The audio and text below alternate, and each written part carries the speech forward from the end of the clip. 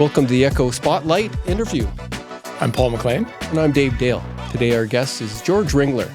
He comes from a 5-generation family of hockey players in town, and he was there for the first ice going into Memorial Gardens, now at Bort Longyear Memorial Gardens. Welcome.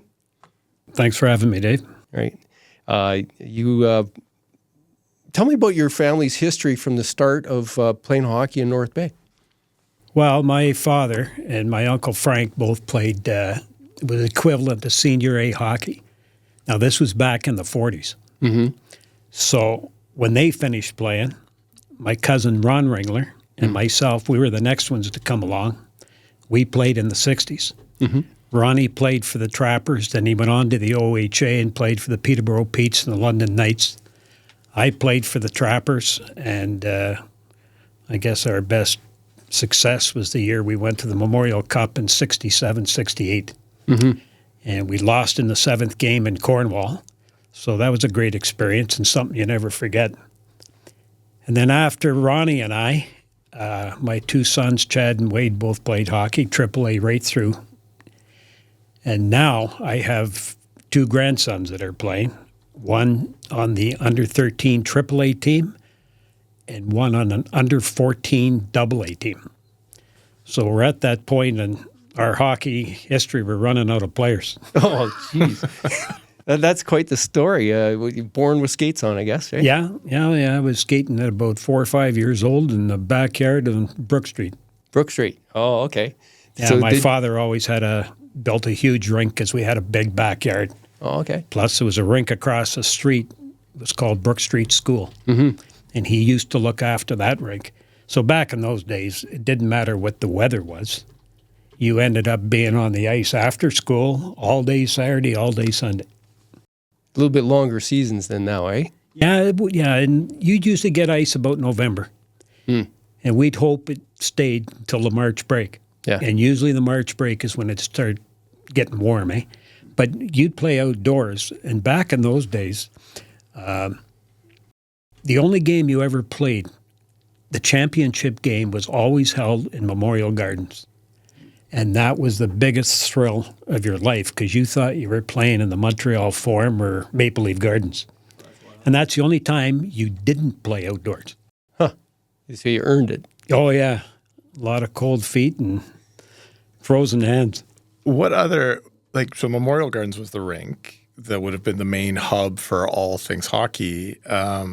Was Ferris online at that point? Plangio wouldn't have been built for years after that. Plangio didn't exist back then. But I think West Ferris at that time might have just been built.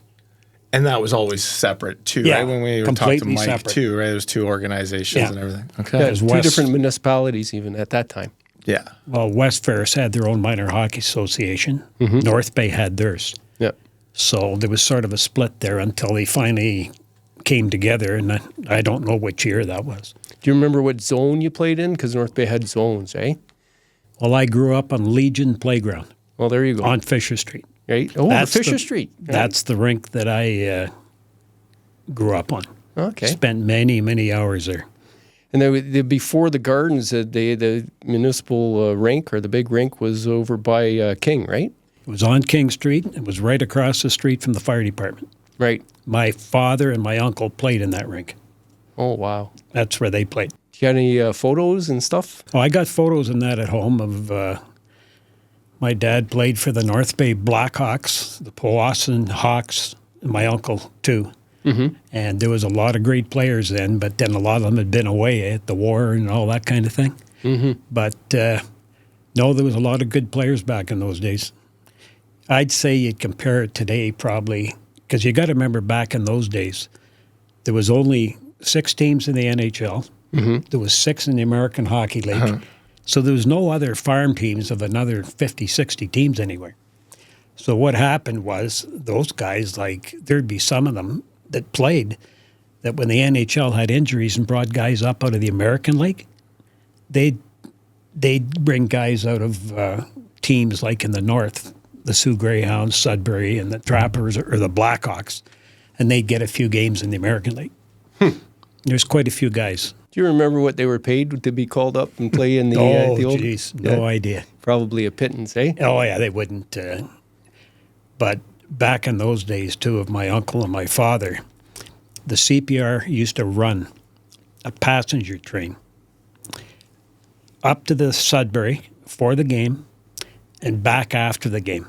Ah. And my mom used to tell me that the train would be absolutely packed every time you went to Sudbury. Yeah, you can imagine that, eh? What a road trip. It would be so much fun. And they'd be rail on a trip. train, eh? A rail trip. Yeah, get up between and going to the meal cart and grabbing maybe a beverage or two and slugging something out of a flask. Yeah. Now, did you have aspirations to go further in hockey? Did you have a taste? Well, what happened was after junior, called Canada. Now, at that time, it was called Cambrian College. Right. Well, Cambrian, there was an Ontario Intercollegiate League that was really, really good. And we were in that league. So after 3 years in that league, I got approached by Bronco Horvath. He was a general manager with the minor league system of Boston. Well, he signed myself, Jimmy Sherritt, Bobby Dupuis, a goaltender, and one other forward. And we were to go to Boston's minor league camp, but they were guaranteeing us spots. That was their East Coast team at that time. So training camp was in September, and I got a call on August 1st I went through all the testing for a firefighter. So I got hired, and my wife and I talked about it, and what it boiled down to was the fire department was a 35-year career. It was benefits, it was a pension and everything. So I called this Bronco Horvath and just told him I wouldn't be coming to camp because I'd accepted a job as firefighter. Right. So Smart move. yeah, and the other two guys went and did very, very well. In fact, my good friend Jimmy Sherritt, he was in Cape Cod for 2 years. Then the World Hockey came along. He went to the Houston Aeros, and he centered Gordie and Mark Howe. Oh, well, right Small on. world. Yeah, that's pretty cool too. Yeah. And you were a fire captain? Yes, I was a firefighter for 21 years, and then I became a captain and what they call an acting platoon chief. I did that my last 14 years. I ended up with 35 and a half years service. I think I remember the back of your jacket there at Fires when I first got to the Nugget there. Yeah, Covering different things. I think, did you retire in 07? that's right. Right. Okay. Yeah. I retired at the end of the year of 07. And you're just at the low end of 70s now, eh? Or the mid? How old did you say you were? 76. Well, Next all right. month. I thought you're being generous Over with the the hill. low end. Oh, yeah, I was like, the lower end. Yeah, well, you're doing well for 76. Yeah, fairly well. I see you often at the Algonquin Burger World with the boys. We go there once a week and solve the world problems, but it doesn't seem to be working. Who all goes there and talks the old days and solving the problems. You see Larry Keenan there all the time. Yep. Too. Yeah. Yeah. And there's a couple other guys there too, eh? But a lot of hockey being talked about. Yeah, well, it's better than talking about the other problems in the world, eh? Oh, I think so. And there's a lot more coming with Trump. Yeah, oh yeah. were there a lot of hockey guys joining the fire department when you got on? Was that a common thing? And that's kind of there was. We had about 5 guys that were from North Bay that played in the OHL. Todd Gleason and Steve Smith and Mike Gillies, and they all played in the OHL. Yes. Well, they all became firefighters when they didn't go any further because they weren't offered contracts, right? So they all came home, and they all became firefighters. Yeah, actually, I remember when I first got to North Bay in '86, Mike was with the Centennials there, and I did a feature with him in there. I got to know him fairly well because he was in the fisheries stuff, biology. Yeah, that's right. And he worked up at the Nishnabik Ontario Fisheries Resource Center. Okay. And I was up there with the Union of Ontario Indians. So then, and as well, he moved out he lives out in Corville. Yeah. And so he's just around the corner, right? Play hockey with him on Monday. Well, I'm not playing on Monday nights. I'm waiting for knee surgery, but next year, hopefully. But yeah, Gix plays with us on Monday, and I got to play a little mercantile league when I first moved up here. Great hockey player, really strong, and super nice guy to talk to. So yeah, Mike's a great guy. Yeah. Having a family with 5 generations of hockey players, it's pretty wild. What year did your family come here? Grandparents? Well, my grandparents were here back in the probably the early 30s, eh? Right, okay. Then every generation after that just stayed in North Bay. Yeah, well, it's a great place to raise families and stuff like that. Yeah, there's a lot of years there. Yeah. When you sit back and think about it, it really starts to... Well, we're celebrating the 100th anniversary in 1925, right, for the city. Mm-hmm. And there's a really long history for firefighting in North Bay, too. It's famous for its fires. Yeah, it's been... it was a good job, and, you got a lot of rewards and satisfaction, but people have to realize there's a lot of bad times, too, both mentally and physically, and the things you take home. You might have 3 or 4 calls in your career that just never leave your head. Right. Yeah, and it's a tough job that way. There's a lot of stress, and you're part of emergencies that are traumatic, right? But you won't get a better occupation where the brotherhood in that among firefighters, it doesn't matter what you wanted, what you needed, the guys were there. Yeah. It didn't matter if it was a problem in a family or a death in a family or a guy was putting a roof on his house, they're there. They've always been that way. Now, we're going to talk about the Chat for Chad as well, and your son who was a firefighter who passed and was traumatized, and it was tough on the family. But you get this great fundraiser that helps the hospital and others provide services for people that are suffering, right?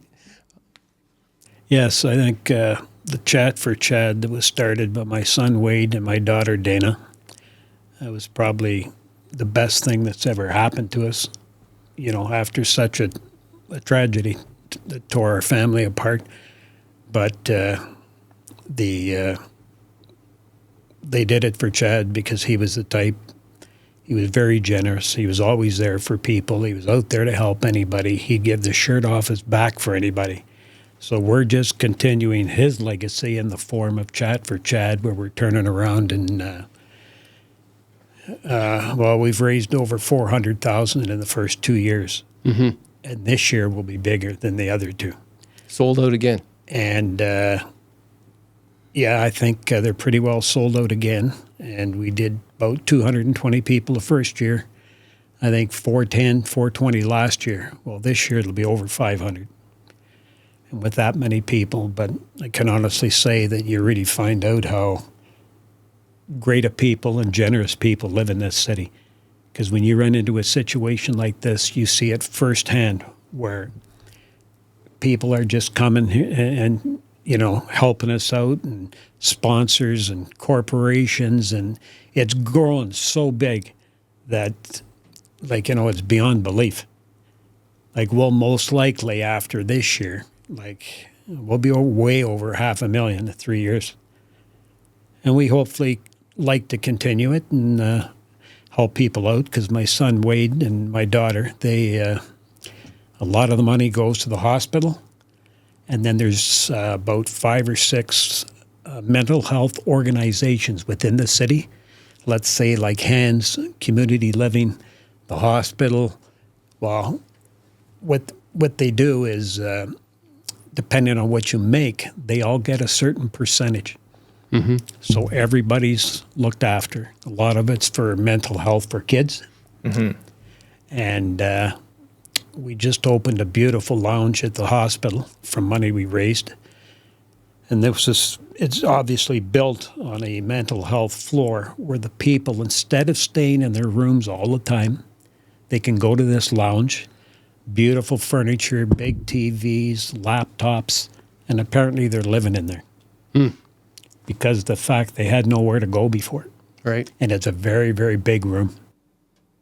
Well, that's the thing that would help people the most is being around other people, not like stuck in your That's right. your bed, right? And that's one of the things that compounds mental health challenges is not having people to talk to. Right? Yeah.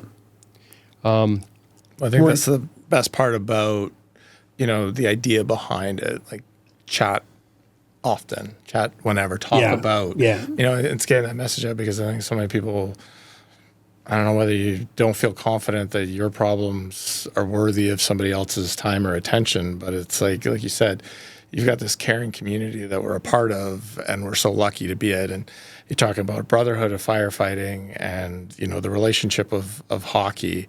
Yeah, it still seems crazy that you have to, tell people it's okay to talk, but that message can never stop being said. And you guys are doing such a great the emergency services have been a big part too. The police, the ambulance, OPP, they all come together with us, And it's just, Wade gets calls from people he doesn't even know.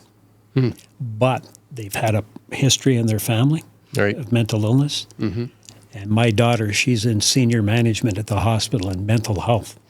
So she knows all about this. And it's a terrible sickness because everybody in life or in society has some form of a mental illness, anywhere from anxiety to depression to whatever. And the key is to get the word out through Chat for Chad that, listen, do something now.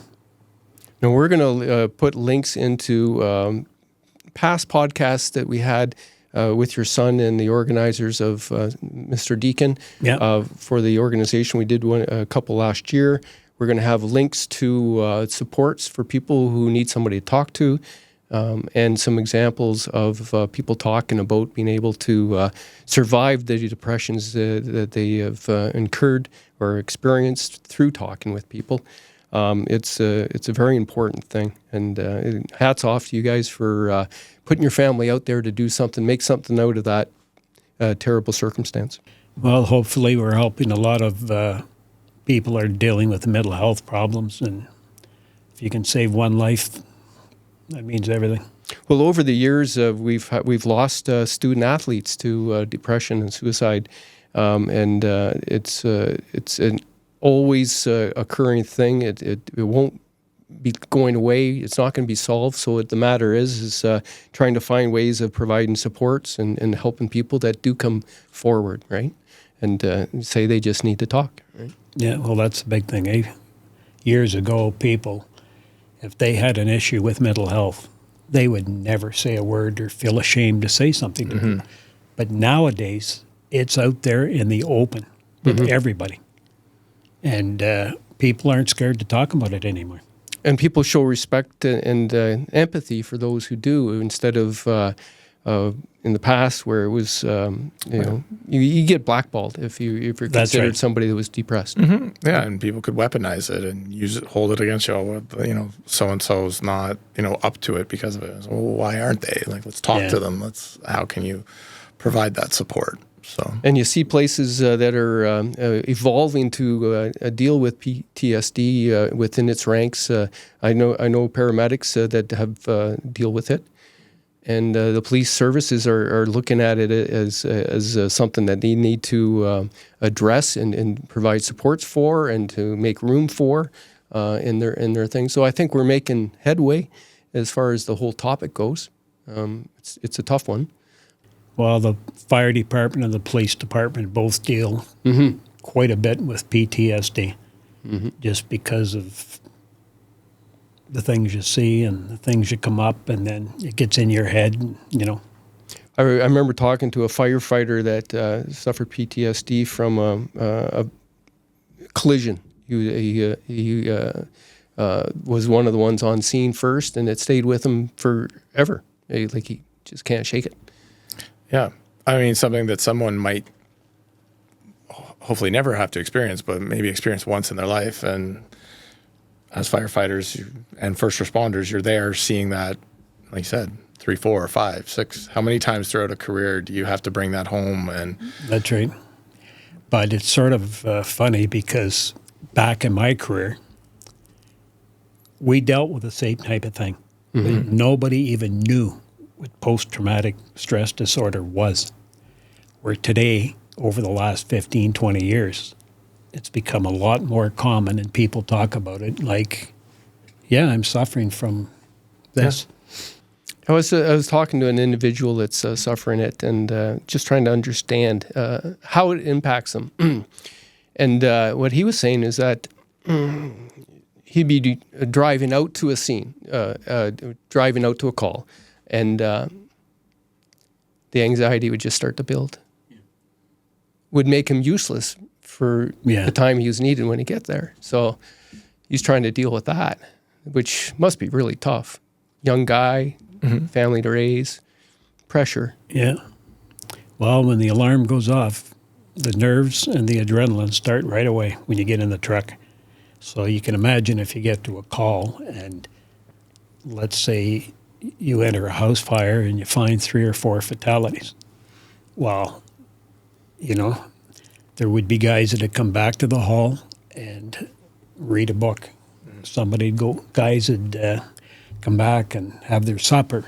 Then there was guys that would go and hide in the corner in a chair or not talk for 2 days. So everybody was affected differently. And that's what people don't understand about it, right? Each person, and it's not necessarily because of the makeup of the person or the character or the strength. It just will impact you differently, and you don't know That's right. Right? Yeah, you'd see it when you come back. You'd see it. Well, that also talks about the importance and the fellowship of hockey. I'm going to just go left turn here and go back to a little bit about how hockey helped and brings your family together, or brings people together. Right? It's in your family. It's everybody played hockey. Well, that's right. That was your sport, and that brought everybody. Well, together. we all played hockey, but we also played ball. Oh, okay. And some of us golfed and stuff like that. But sports in general. We were just sports in general, but hockey ran from September to the end of March. Right. And then myself and that, we played ball from April right through to September in a league called the GMFA back in those days. Mm-hmm. Yeah. Well, I played in that league for like 18 years. Oh, wow. So you developed a lot of camaraderie and friendship, and you get to meet guys' wives, and they still have friends that I played ball with in hockey. They're still around. Right. What position did you play in the Gateway Fastball League? Played second base and third base, most half and half. Oh, okay. Right. Yeah. Which teams did you play on? Played for Bruce Office Supply, had a team for a lot of years. And then there was a team out of the air base I played on for a couple of years. And it was very, very competitive ball.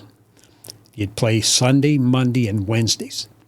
And the ballpark at that time would be absolutely jammed with people. Mm-hmm. The stands would be taken, and then people would park their cars or take their lawn chairs on the outside of the fence. Right. And it'd just be lined up everywhere. Yeah, it was It's an sort event. of sad when I drive by there now and I look and see, and there's nothing there. Yeah. Which fields did you play at? Amelia Park. Yeah. All the games were at Amelia.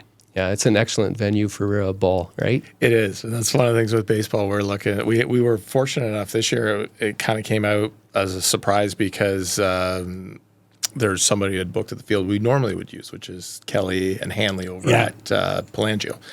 And so we had to play a game there, and it was just beautiful at the lake. And, we had that where we had not only the Sioux's parents, but we had the parents from our teams. And then we had some, we'd invited some people out because it was kind of new for us to be having rep baseball games or whatever on a weekend. And it was great to see, just like you said, like now everybody's got the lawn chairs and the siblings are running around and playing catch and stuff. And it's great when you can see those sports and the people celebrating them and just enjoying it, because I think with fewer entertainment options back then, right? That's right. It was the place to be. That was the social, and it's hard to get everybody back. There's so many distractions and other things that you might obligations to. But when you can get there, and I think you can as well going to watch the grandkids play hockey too, and Pelangio's overflowing with it's people. too bad today because both my grandsons, all their games are out of town. Mm-hmm. The one that plays AAA, they've played the Sioux Greyhounds here for 3 games. They play the Sudbury Wolves next week for 3 games. I got to see them play 6 times. Yeah. But what I'll do is when Wade's wife doesn't go to the tournaments, I'll go with them. Yeah, okay. And then I'll catch. They're such a good team. They always play 4 or 5 games, So I'll do that. Yeah. But between the North Bay Battalion and 2 grandsons playing, I think I seen about 85 games last year. Really? Yeah. So do they play here, you said, this weekend? Not this weekend, the following weekend. Sudbury comes here for a 3-game series. Oh, okay. They play twice Saturday, once Sunday. Where do they play? Our home rink, believe it or not, is Powassan. Yeah. Because they just can't get any ice. Mm-hmm. Yeah. And we practice in Verner. Practice in Verner, play in Powassan. Yeah. And we have 1 practice a week at West Ferris. And every other week, do you buy new tires? Yeah, that's right. I wouldn't even imagine what these people put on their cars there. Well, like I mentioned, they were just in Port Huron, which was a 6.5 hour drive. There and back. For the Silver Stick. How did they do? They ended up 2-2. The team they lost to won the tournament, but they won that tournament 2 years ago. Right. We got some very, very strong young kids coming up in that age group. Where in hockey, there's some years you get I coached AAA and AA myself for a long time, and there's just certain years, that you get a really strong group of kids, but then you might get another group behind them that just aren't as talented. Yeah, it comes in cycles. Yeah. It's like the pickerels in the lake. Yeah, that's right. Yeah, something in the water. Yeah. When there's lots of pickerel, we have good hockey teams. Yeah, that's right. Before we get off that, I wanted to hear about some of the guys you played fastball with, some of the names that on your team and other stars. Well, there would have been the Reynolds brothers, Mike Reynolds, Peter Reynolds, Donnie Grierson, Hector Vlad, all that group of guys. Right. But they were tremendous athletes, all of them. They weren't just ball players. These guys were hockey players, football players. Yeah, whatever you mean the sport, they were there. There is I sort of laugh when you watch a Blue Jay game and a guy makes a great play and the announcer will say, "Oh, he's a great athlete with that play." What do you mean a great athlete? An athlete to me is somebody that plays multiple sports and excels at all of them. Yeah, that's a complete athlete. Well, Heck Vlad, that's one of the NDA football trophies, I believe. Yes, it is. Yeah. And he was a tremendous ball player, tremendous football player, and he was a referee. He had chances to go to NHL camps as a referee, but he just didn't want to move ahead. So when you look at the, sort of the state of sport, maybe that's not the right word, but how things are watching your grandkids versus what you grew up in and, even what Chad and Wade would have had, what do you see? What are some of the positives and maybe even some of the negatives, but difference in how we do sports now? I think today, with the equipment, as you know, the equipment's a lot better. It's a lot lighter. The kids have much better coaching. They get more ice time. And that's why these kids, when you look at kids at 12 or 13 now, well, Wade even mentioned to me, he said, "Boy, Dad," he says, when I played at 12 years old and I see the 12-year-olds now, he said, I couldn't hold a stick to any of these kids. Yeah. These kids are really gifted, and that's the biggest difference. And the hockey's a lot better. It's a lot faster. The kids are bigger and stronger, and it's just crazy. Now, you not that winning's everything, but when you were coaching AAA and AA, were there any great years that? Well, I had a group of kids where they weren't weak and they weren't really strong. They were sort of in the middle. Okay. Where we'd go down south and we'd lose to the Marlies or somebody by 4 or 5 goals or something. But nowadays, that one team that we have now is we're beating everybody. We just finished our schedule this weekend in the OMHA, and their record was I think 9-1. So It's a lot different. there's some good kids coming up in the system right now. It seems like there's actually almost a dividing line, too, you can look at in recent history of the battalion being here and before they were here. And I think whether that's shows more and the kids have more interest because it's accessible and they're going to the games and they're seeing it. They've seen players from North Bay have that success, so that feeds it down the system too. Yeah. But yeah, I definitely think that there's a captive audience of kids and parents that are really committed to it and see a pathway for more, whatever that ends up being. Well, both my grandsons, if their teams aren't playing, you'll go to a game and 3/4 of the team are sitting together in the blues watching the game. But I guess you could basically say there was hockey bloodlines and her family, and it never went away. Yeah. There's been a lot of good hockey players over the years that I've seen go through Memorial Gardens, good players to become NHL players, college players, and, and the teams I've seen over the years there's a lot of great teams, boy, that I've seen. Yeah. Do you have any theories or anything you've seen? Obviously, stuff has changed in terms of northern participation or northern players having that success. Is that a numbers game between who's left in the north? Does I've always wondered too about that access to the outdoor rinks. Like you said, that was a northern advantage that That's now right. doesn't really exist because we don't rely on the outdoor No, rinks. you the way might we only used to. have, there's a rink down the street from me on Sage Road, and kids will be out there, but the rink lasts a month, and then you get 3 days of rain, and it's destroyed. Yeah. But there's a lot of hockey played outdoors back in those days. The rink would be packed all the time. Mm-hmm. But I've been there for many Trapper teams, 20 years with the Centennials, 11 with the battalion. What do you think of the battalion this year? Well, I really believe they made the right moves because they weren't really going to go anywhere. So when they traded Wakely and Romani and Van Heesel, they brought in some 16 and 17-year-olds that were first-round draft picks, which means starting next year, they're going to be building on a pretty good team. And then the year after, they will have a really good team. Right. And that's the cycle that happens. Yeah, it's a cycle that's always gone on in junior hockey where, we were in the Eastern Final 3 years in a row. Well, eventually, Unless you're the Hunters in London, you can't continue to buy a team every single year. Well, they buy a team every year. We don't do that. But when you turn around and you get through 3 years, eventually those kids are gone. So now you need a new group coming in. Yeah.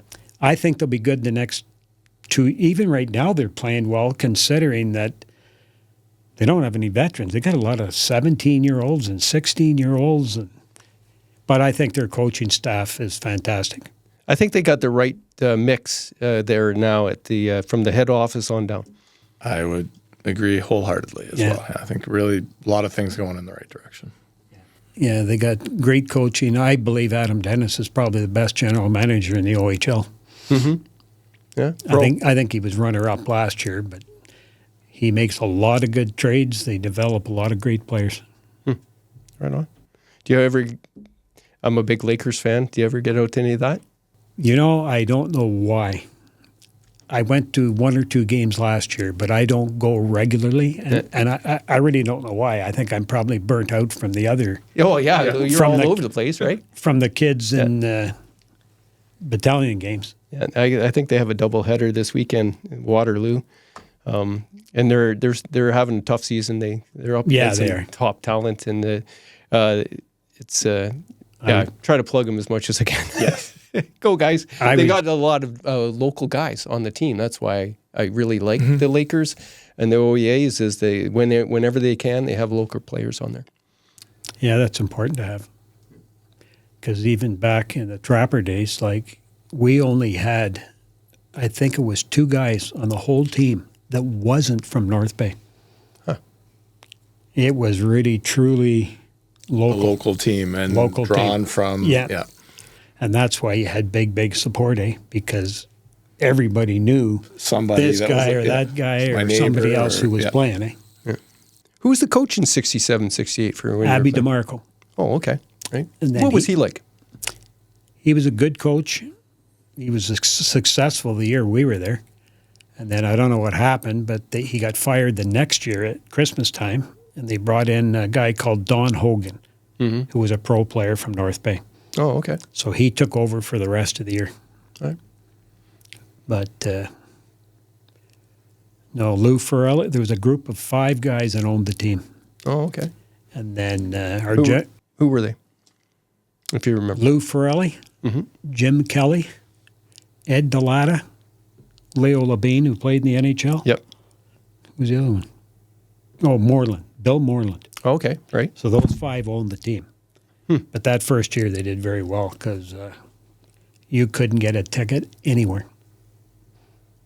Excellent. So like but see, back in those days, there wasn't really the fire regulations there is today. So people would be 5 deep at the top when they didn't have the boxes. Okay. And then people would sit in the stairs that you walk down. Okay, of course. So we would draw like 45, 4,600, where now they can only announce 4,250. Right. Yeah. I've seen some pictures from back in those days. They were just packed. Packed. Sudbury was the same way. We go to Sudbury and they didn't care either. Yeah. In fact, the night that we beat Sudbury for the championship in Sudbury, there was 6,200 there. Oh, wow. Right? I still have the article at home. Oh, that's awesome. Right on. I'm going to have to get some of your family photos in hockey and do something for my Back in the Bay magazine, because that would be an excellent feature. I was just going through the archives of the Nugget, the 60s, and there's some great stuff in there, right? And the 70s. Yeah. Well, and back when that was how you shared that information. I mean, now it's on podcasts or it's, Instagram or whatever. But yeah, like when that was how you could find out what happened, it's pretty amazing to see. And that's one thing I always kind of regret that we've lost a bit of is how, how are we going to look back in 50 years on, I mean, everybody's got video and photos of it, but is it going to be organized? Is it going to be somewhere where you can find it? Or? Is this our sportscast going to be there for people in 10, 20 years as an archive to see what we got on video? Yeah. That'd be interesting to see. I know from experience at the Nugget that you can't count on the technology to keep archives for sure. There was a series of missteps at the Nugget that one, we lost almost everything that was digitized beginning in the 2000s when the server went down. So even that, right, digit's gone. When I was doing the photography for the Nugget and sports, probably starting in 2015, 2016, something like that, all my photo galleries are gone. You can't find them on the website. Every battalion game, every trappers game, everything I went to, I had 10 or 20 different shots. Yeah. Gonzo.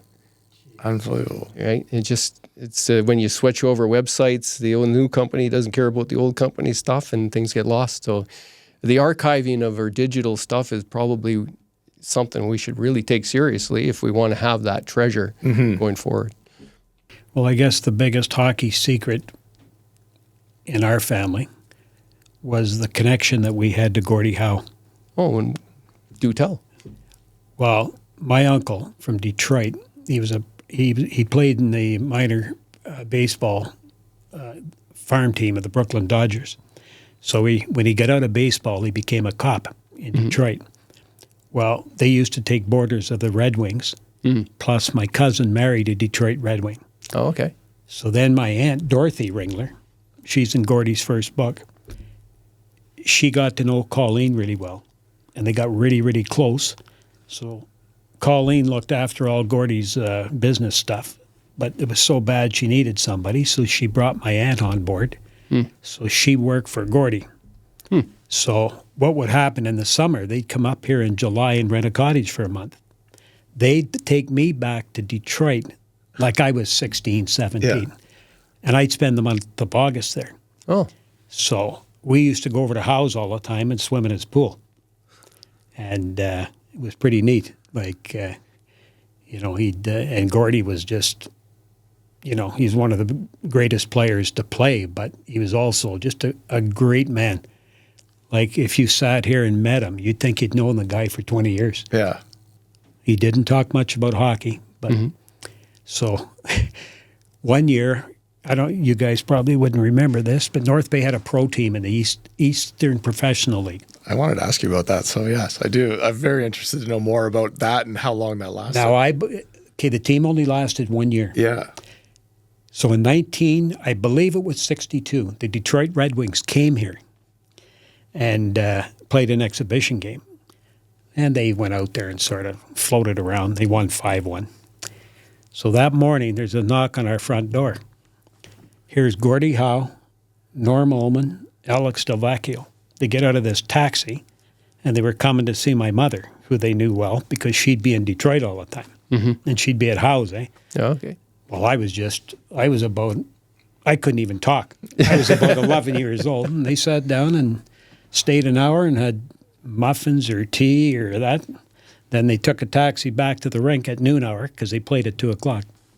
Well, that's cool. And then he told me to meet him after the game, and I got a stick and a puck. And You still hold it? Still have it? well, it's a very sorry day because I'll tell you, I had that stick for a long time, and it was Northland Pro. It was signed by all the Red Wings. But I wasn't really big into the pictures and souvenirs and all that. Sat in my house for about 20 years. So there was a guy at work who was absolute Detroit Red Wing, Gordie Howe. So I thought, well, you know what? I don't really care about it. So we went in to work. We had to work Christmas Eve.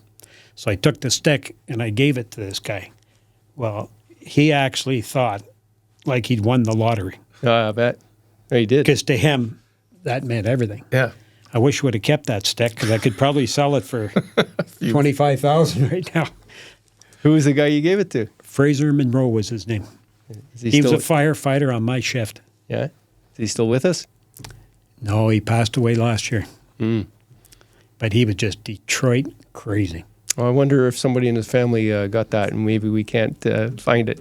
Yeah, that'd be it. I don't know where that ever went. That'd be a nice memorabilia to have now. When I think back now, I thought I must be crazy. Like I should have kept that. Oh, yeah. But I got pictures of him and that at his house and stuff. I got that type of stuff because I would go back to school in September and the kids would say, well, what did you do? Well, I played ball and I was in Detroit for a month. And I was swimming one day with Mark and Marty, Gordie's sons. Oh, well, you can imagine what they said to me. Yeah. And I said, okay, Here's the picture. here's the picture. We're in the pool. Yeah. Yeah. That must have been amazing. Those were big, strong boys. The whole family, right? Yeah, Gordie was big. Mark and Marty were both big. Mark was the one that ended up more successful at the professional level. Yeah. Where Marty, he played in the NHL, but he was just an average. But Mark, and the funny thing about it, a good friend of mine, Jimmy Sherritt, that went to Cape Cod, when he went to Houston, he ends up centering the two Howes. That's crazy. No, it's such a cool story to think about, like Gordie coming back so they could play with the boys and all that time after, like post any, like he's retired and then he comes back to do that. I always think too of the picture. There's a famous picture of Gordie Howe, like I don't know, deep sea fishing or whatever. He's got the shirt off and he's like, and just like a massive beast of a guy. And you think how hard everybody works out these days just to try to get anywhere close to something like that. Well, the one picture I have from him, he came up from me from behind and he put his arm down and he put his hand here. Yeah. Well, my whole chest was just hand. He had big hands, big arms. He weighed about 225, but he was all muscle. Yeah.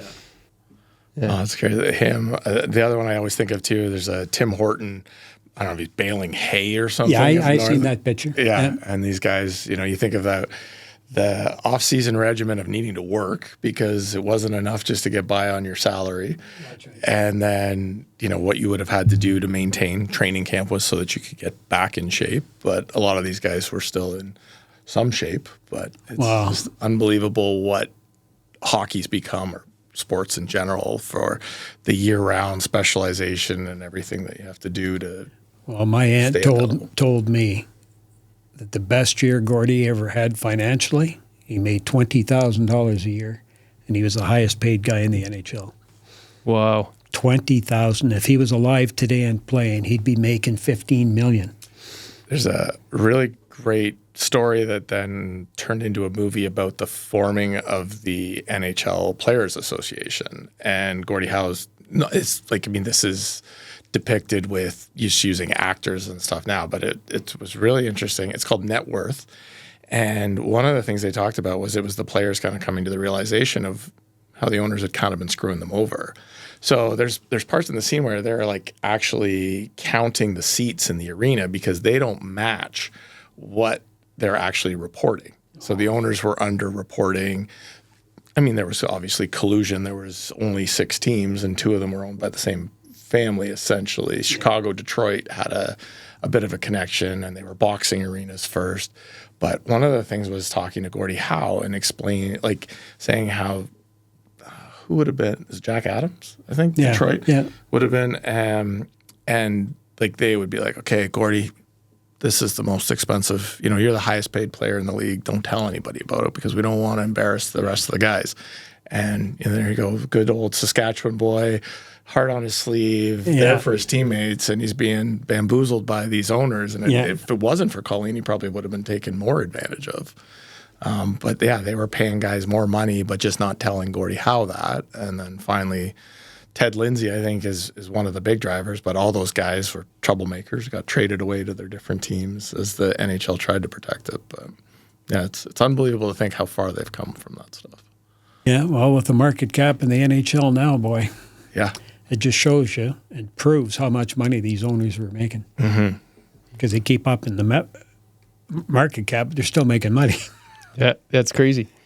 Well, we got time for one more story if you got another secret. No, that was the hockey secret in our family that nobody ever believed. Oh, okay. Because they'd think, oh, yeah, sure. Well, it's funny, too, because you just make me think about how you would get storytellers. Whether it was at school or at work, somebody tells a story. There was no way to ever actually, check up on it. Whereas now, I don't think we think about that so much because you can call somebody on their BS right away with a phone. But yeah, that's right. Well, that's great that you could kind of come in and go, "Yeah, don't believe me? There's the photo." Yeah. Who's that guy? I got receipts. Yeah. I gave one photo to my son, Wade, and I got one hanging in my rec room. I got one on my phone, too, but I don't know how long it'll take me to find it. That one with the hand? Oh, yeah. I got that one on my phone. Well, we wanted to put it on the podcast, so if we can't, we're going to have to get you to text it to us or something like that. We'll get Wade on the job, maybe. Yeah. We'll help with the tech. That would be nice. Yeah. Well, it's been great talking to you and getting to know you. I've been one gentleman that you have breakfast with there. Rob Whittick. Yeah, Rob. He kept urging me to get you in here, and I'm glad we did. Well, thanks for having me, Dave. Yeah, it was a great conversation. A lot of fun. Really nice to get to see some of that story and learn more history about North Bay hockey. I can never get enough of it. So, yeah, there's a lot of stories out there that people have no idea about. Yeah, that people have just kept to themselves. Yeah, and never came forward and said, "Oh yeah, this." You know what I mean? And the stories never got revealed. Well, that's why I knew it was important to get you in here. Right? That's well, that's my what we're age, trying you to don't do. want to wait too much longer. I don't wait for the grass to grow. I don't wait for the grass to grow. Yeah. Whenever somebody gives me an idea, I said, "Let's book them." Right? It's now we're. I've had situations where I did regret not getting somebody in for a feature. I put it off, and that's a terrible thing. Mm-hmm. But I'm glad you got in here. Okay, thanks, Dave, for having me. Thanks for sharing. And you've had another Echo Sportscast Spotlight and our Heritage Moment pulled together. I'm Paul McLean. And I'm Dave Dale. And thanks for joining us. Please like and share and comment. Tell us your story.